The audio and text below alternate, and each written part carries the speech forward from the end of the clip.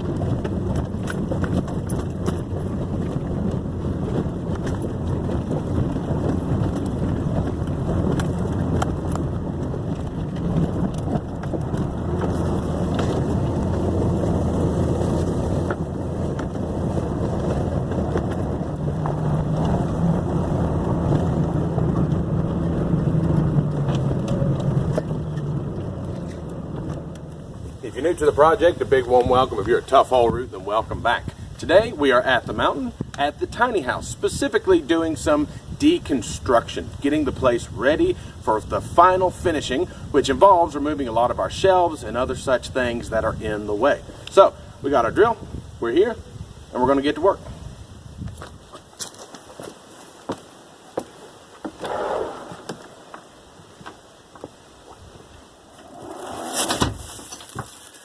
So the name of today's game is removing shelves so that we can get access to the walls to finish them. The plan as of right now with the tiny house is step 1, remove shelves, right? That's what we're here today to do. Step 2, finish the fiberglass, then cover it in house wrap. We're going to put up furlings and then attach paneling, right? That's the cheapest, most universally accepted interior wall method. So, because of reasons, I would love to put, beautiful cherry wood and mahogany and all sorts of fancy, a gold toilet or whatever. But in reality, if you want something finished, right, keep everything to your means. All things judged to their own measure. I'm not rich. I'm not a rich guy, right? Paneling's cheap. Paint is cheap. It's quick and easy, supposedly. I have done paneling before and I hate it. I hate the actual process of putting it up because it is so flimsy. But either way, that is more than likely the direction that we'll be going here. So, a little bit of preamp there. Now we just take our drill and remove all of these shelves. And I guess that's it. Today, really. I mean, a super useful trip we've made.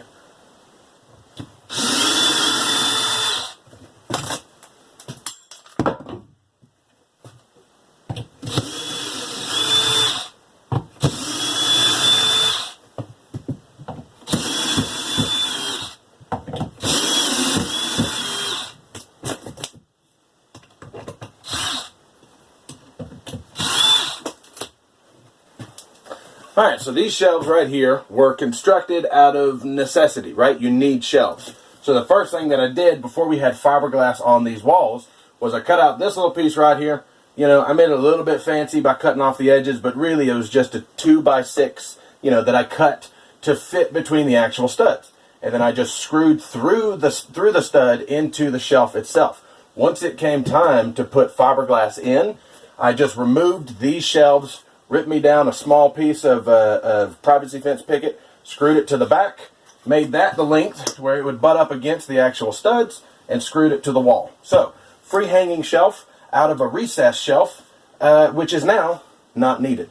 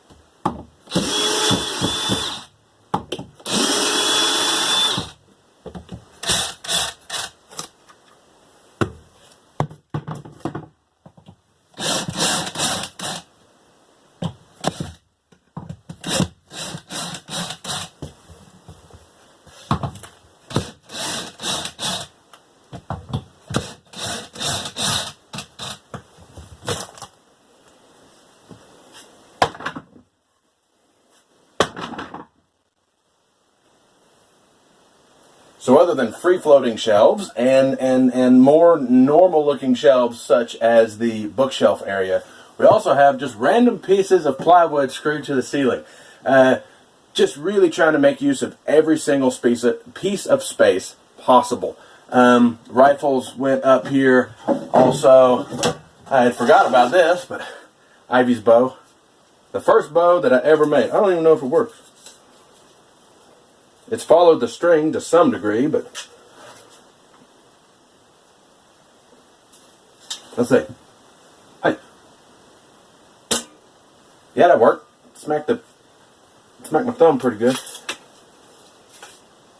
I'm going to have to take that back for her. But either way, take down everything, right? These little scraps of wood, the bookshelves, the free-floating shelves, the kitchen counters. I'll probably leave the stove for now just because it's got a propane line, copper line running to it. I don't want to kink that. But otherwise, everything that can be removed will be today.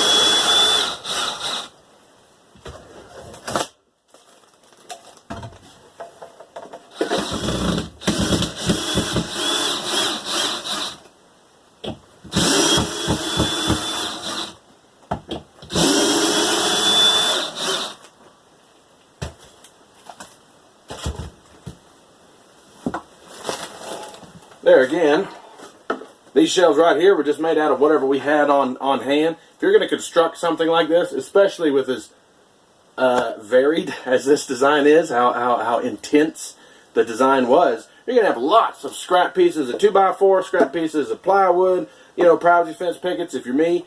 Just put them all together and make them work. This shelf, whilst made out of basically garbage, held a lot of books. And they weren't tiny books neither. We're talking big books. Completely, floor to ceiling, with zero issues. So, I think it's an analogy for life, right? Take what you have and make it work. Because if you try hard enough, it will. Well, I hate to get rid of these shelves. Stink bug. Yeah. Take it out, sucker. I figured I'd take a second to show you these shelves because this is how all the shelves started out, right? Before we had fiberglass filling the space between these walls, the simplest and easiest thing to do was just to make, screw it to the actual stud. Once we got fiberglass in them, that's when I redesigned these to be floating. Same with this one. This is the exact same. Had we gotten farther along with this project whilst living here, this shelf would have been turned into them others that you've seen down in the living room. So either way, just, don't be afraid of redoing nothing. You always hear it's not government work if you don't do it twice. Well, it's not homesteading if you don't do it twice neither.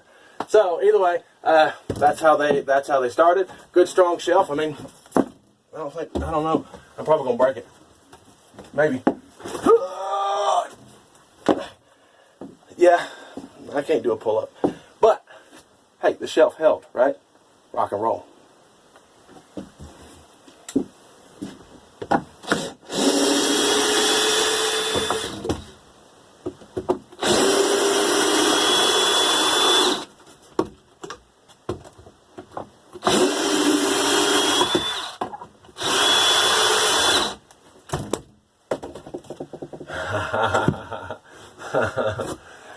Who'd ever thought something like this would have just held a, regular sized dude? But it will. You'd be surprised what can be structural. It's kind of a bummer. Whatever. Hey, finishing the house, right? Sometimes to take a great leap forward, you got to take a step back in preparation. That's exactly what this is. One of our subscribers left a comment asking us if we weathered the storm well, or if there was any damage. And whilst I was not immediately sure what storm they were talking about, I do know that our carport had completely smashed up, but I mentioned to them that the house was a tank. And what do I mean by this house is a tank? Well, because I overbuilt it to a retarded level, basically. So like right here, that's a double stud. You don't need that. There's no reason in the world to make a double stud unless you're me, thinking you're building some kind of, you know, long-term castle here. And also like the doors, right? This is triple. So double studded with the jack stud. That's not necessary. I did same things with the roof. I did same things with the floor. I did the same thing with the foundation. Everything here is tremendously overbuilt, which made me happy to do it. But now I kind of wish I had them 2x4s back.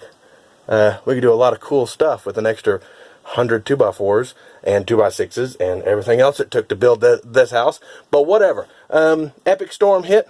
0 issues. Actually, right after we moved in, the mountain got hit with 60+ mile-an-hour winds. It was scary. I didn't even know the winds were here until I went outside to pee. So, hey, rock and roll house, tank, tankimus maximus, expensimus maximus. I mean, these are this $8, 12, 13, 14, 15. I mean, this is an expensive place, but it works. So, rock and roll. Me.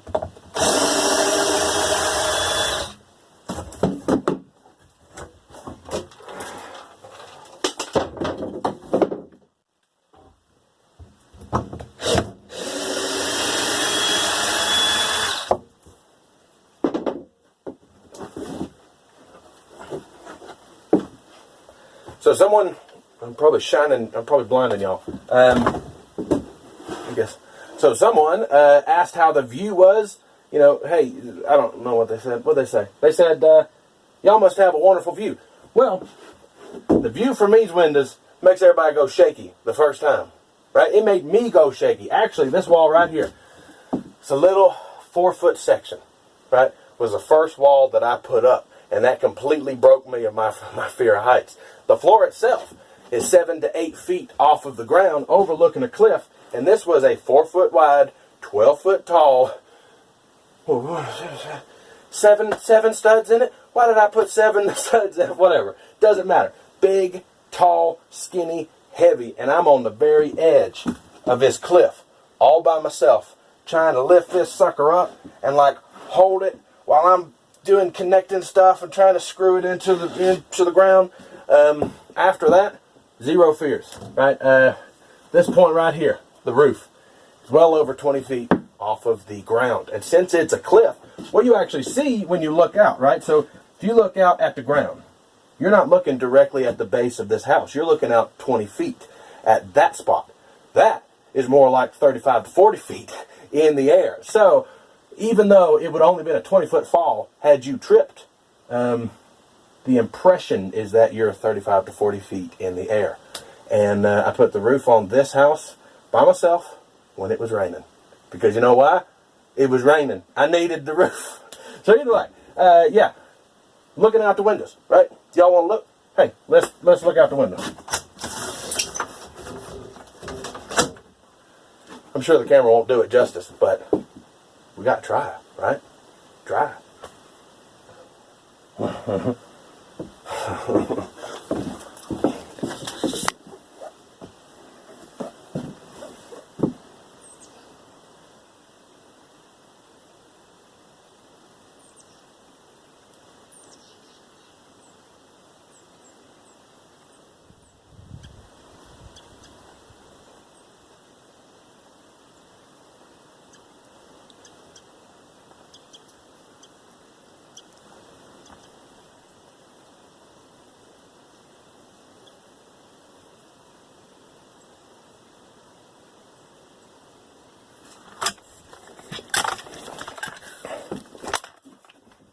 Well, I can tell you, the camera does not do it justice, so you're just going to have to take my word for it.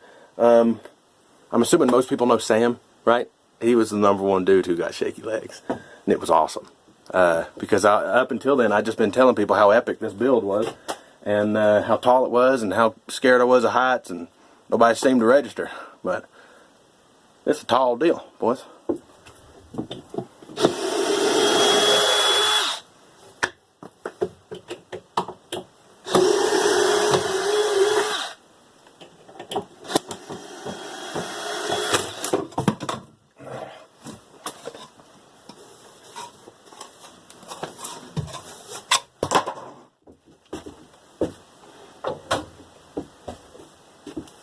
speaking of cheap, this is just regular plywood, same as every other shelf.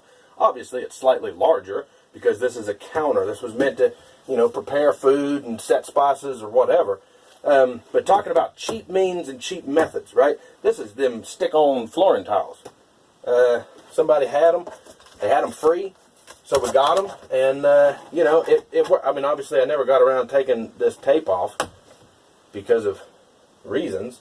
But, you know, it worked really, really well, right? Super cheap countertop here, especially in a tiny house.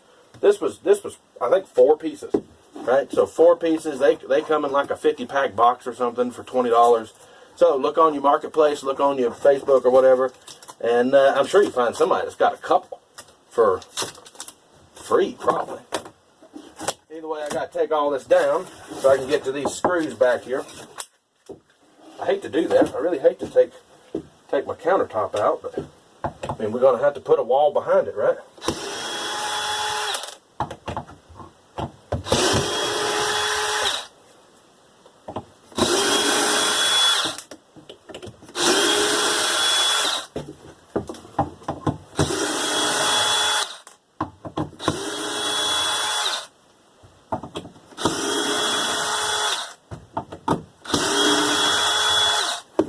Now that I'm thinking about it, I think Sam came up randomly and helped me do this.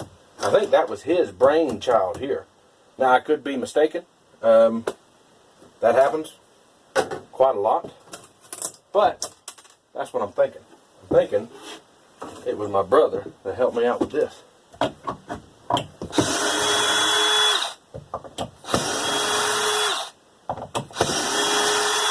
Because I can tell you my first reaction, right, if I was going to do this again and I didn't know about this, I'd have put boiled linseed oil on it and called it done. Because that works really well too.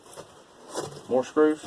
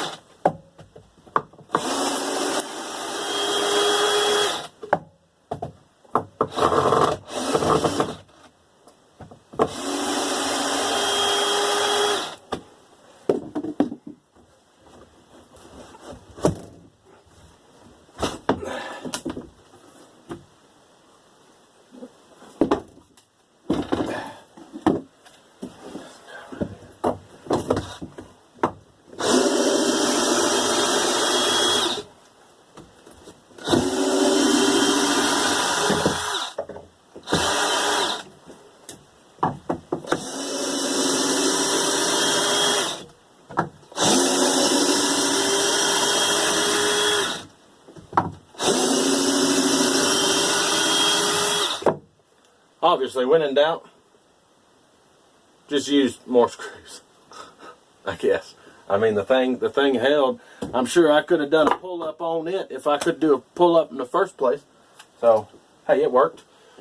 I would take down these and those and those, and like I say, I'm not gonna do the sink or the stove yet because I don't want to do those incorrectly, and I am starting to run out of time. So those will be done a different day. We still have a million more shelves to go, though. So, hey, these next.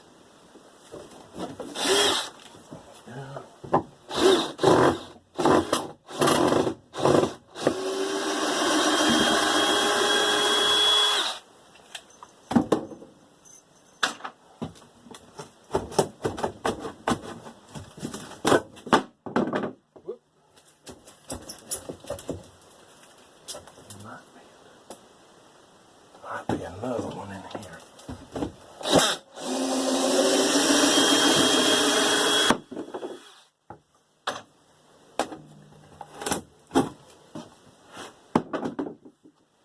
So I doubt very much anyone is going to directly copy this type of stuff. I doubt anyone's going to directly copy any of this. Mainly because there are no blueprints. There is no paper used in the entire construction process, nor in the design process, the execution, any of it. It's all up here. But either way, I'm getting at is that same scrap piece of plywood that I was putting on, you know, the undersides of all the different levels to hold stuff. You can also put on the bottom of your shelves. I mean, it looks a little funny, but we can put cans, you know, sodas, beers, whatever, right here, and still have our food up here. So maximize every little tiny bit of space. Little piece of plywood, picket fence, I don't know, a couple tree branches, it doesn't matter. You might even could staple a piece of cloth here if you stretched it tight enough to have enough tension to hold. But make use of every space, even the thickness of a 2x4.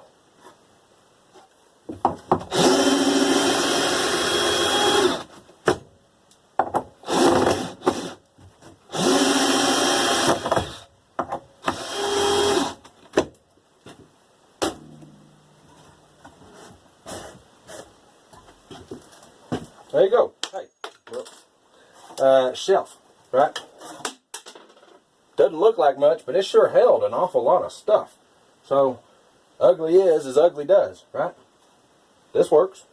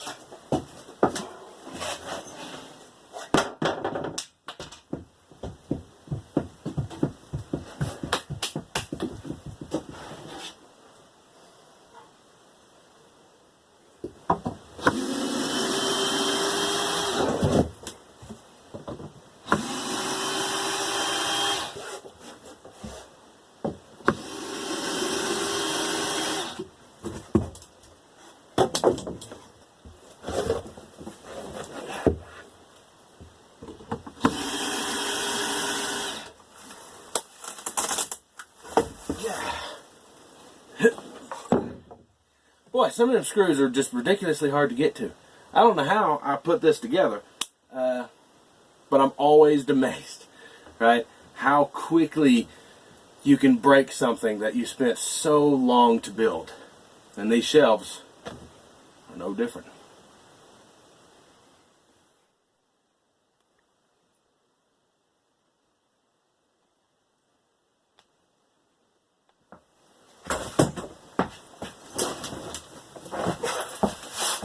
Alright, well, as you can see behind me, this is the majority of our shelving. This is not all of it. There's still, you know, the sink, there's still the stove, there's still our water filter system, things of that nature. Really, since everything is still on, propane's on, water's on, power's on, things of that nature, if you're going to have a resource that comes into your dwelling, the smart thing to do is to not get rid of that which uses it until you're prepared to just go ahead and do the whole deal at once. It's safer, right? If I remove the sink and somehow the water cuts on, I want there to be a basin that takes that out, or the propane, right? I don't want to lose that resource. So I left those, but this is everything else. And while I'm not an expert on nothing, I have done a lot of different things. I believe you can do whatever you want to if you're willing to work crazy hard and be as creative as possible. However, it would appear, since our little tiny house system worked really, really well for us, that shelves, and more shelves, ridiculous amounts of shelves, tiny shelves, big shelves, shelves in your ceiling, shelves in your floor, in your walls, around your windows, whatever. As much storage as possible. I would say to put it up high, you know, because a tiny house is tiny. The spaces are small. So I tried to put everything, every corner that for the majority of the time you didn't like huddle up in, put a shelf there, right? If your ceilings are not finished, use the thickness of that ceiling. Use the thickness of a 2x4, of a 2x6, whatever. The cutoff for me was a soda can, right? If there was some amount of storage space available that would fit a soda, I was going to try to use it. If it wouldn't, then just leave it, right? I mean, soda. I mean, that's about the smallest useful thing you can store, at least in any large quantity. So, it's not pretty. I mean, it wasn't perfect, right? But just try. Failure is always waiting on you to do nothing. If you want a certainty of failure, do nothing. The second you try, regardless of your income, your skills, your social status, your intelligence level, whatever, the second you try, that threat of failure drops dramatically. So, use all the tools available to you. Even scrap pieces of wood and decking screws, zinc-coated screws, picket fence boards, whatever. But yeah, it worked out really, really well, and clearly the answer is just mini shelves. If you like what you saw, hit that button. If you're new to the project, hit that other button. You want to help support the project, there are links below. Until next time, here, Steve in the Woods.